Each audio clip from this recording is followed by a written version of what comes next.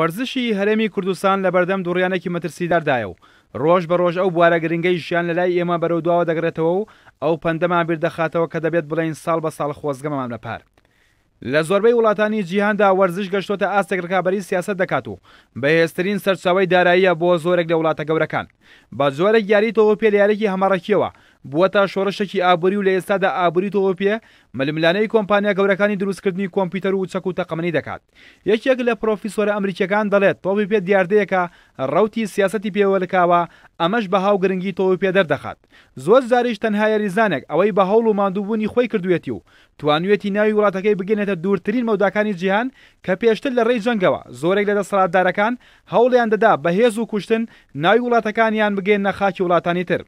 زۆرێک لە سیاسەتمەدارەکانی جیهان لە ڕێی تۆپێەوە هەوڵیان داوە ناوبانگیان زەتر بچێتە ناو خەڵکەوە. بۆ نمونە بیرلوسکۆنی کاتێک لە ساڵی 1996 یانەی ئایسیمیلانی کڕی زیاتر ناوبانگی لە جیهاندا لەگەڵ باگراوندە سیاسەکەی لە ڕێی وەرزشەوە فراوانتر کردو تا ئێستاش بەردەوامە. لە ئێستادا وەرزش زۆربەی سنوورەکانی تێپەڕاندووە و بەهێزترین چەکە بەدەست وڵاتە گەورەکانیشەوە تا لە ڕێوە ئابووری خۆیانی پێ بەهێز بکەن.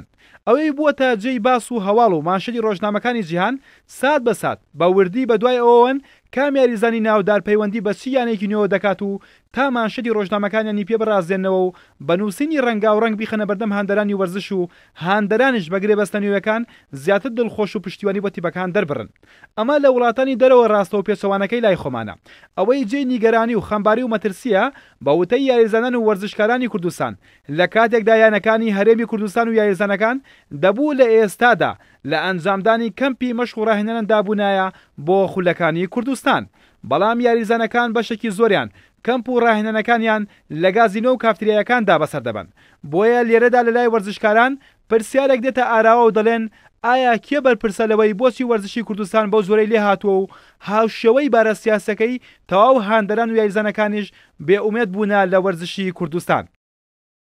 بەدڵنیاییەوە وەرزش لە چەند هەنگاوێک زیاتر دەچێتە دواوە، چونکە ئەمساڵ بە درێژایی 5 مانگ یاریزانەکان هەمووی لە ماڵەوە دانیشتون. ئەگەر خولی کوردستان ئەمساڵ بڕوا بە 6 مانگ 7 مانگ کۆتایی پێبێ هیچ یاریزانێک ناتوانین لە ماوەی مانگێکە لیاقە و تەکنیکی بێنێتەوە ئاسی جارانی. ئەمەش هۆکارە بۆیکەوە خولی کوردستان ساڵ بۆ ساڵ لە ئاسیدا ئاسی لە دابەزیندایە، چونکە یاریزانەکان لە ماوەیەکی زۆر دانیشتنەکەن. لە هەموو دنیاە هەڵبەتە ئەگەر خولێکی ئەو وڵاتە دەست پێ بکە یان شوێنێک و دەست پێ بکە هەڵبەتە بەرنامەیەکی دەڕژاو لە هەموو فیاتەکانەوە هەتا منتەخەباتەکانیش هەتا هەڵبژاردنەکانیش هەر بەرنامەیەکی تایبەتی خۆی هەیە.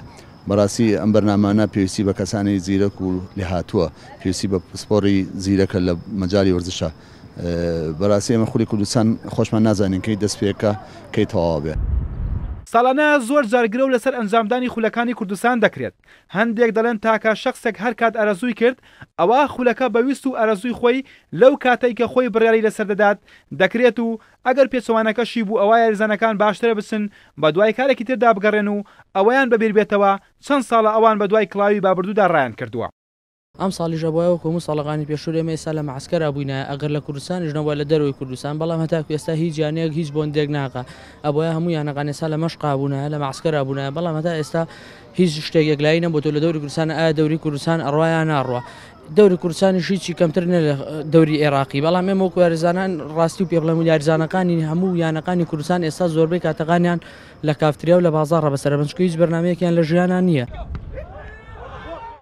لە ئێستادا یانەکانی جیهان هەر یەکەو بە دوای خۆشترین دوورگە و شوێنە گەشتەرەکانی جیهاندا دەگەڕێن تا ڕاهێنانەکانیانی بۆ وەرزی نوێ تێدا ئەنجام بدەن. بەڵام وەرزشکاران ڕای دەگەێنن لە هەرێمی کوردستاندا جارێکی تر چەندین شتی سەیر و سەمەرە و ئەوەی پێشبنی ناکەیت و بەمێشکدا نایەت لە وەرزشی کوردستاندا ڕوویداوە و ڕوودەدات. نمونەش پێش دەستپێکی خولی کوردستانی وەرزی ڕابردوو بە 7 ڕۆژ یانە هەبووە شەوان لە دەرگای ماڵانی داوە و باریزانی وتووە هەفتەی داهاتوو خولی کوردستان هەیە، ئامادەن بۆمان یاری بکەیت. وەرزشکاران ڕای دەگەن ئەمە لە چی خولێکی جیهاندا ڕوویداوە؟ ئایا ئەگەر ئەمە خولەکەمانە بۆ دەچین داوای بە ئەندامبوون لە فیفا دەکەین؟ بۆ تا ئێستا نەمانتوانیوە کاتی بەڕۆچوونی خولەکانی کوردستان دیاری بکەین. خۆ ئەمەیان نووسینەوەی دەستور نییە تا جیاوازیمان لەسەری هەبێت. لە هەموو ئەو شتانەی باسمان کرد جیاوازتر ئەوەیە ئەو یانەی دەبێتە پاڵەوانی کوردستان لە خولی نایە بوو. پلە 1 و پلە 2 پلە 3 پاداشتەکەیان چی و ئەو بڕەدارایە چەندە وەری دەگرن؟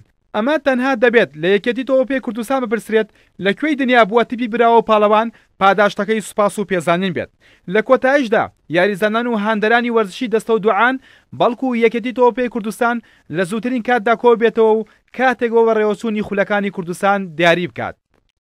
سوارە کەریم، کورسات نیوز، سلێمانی.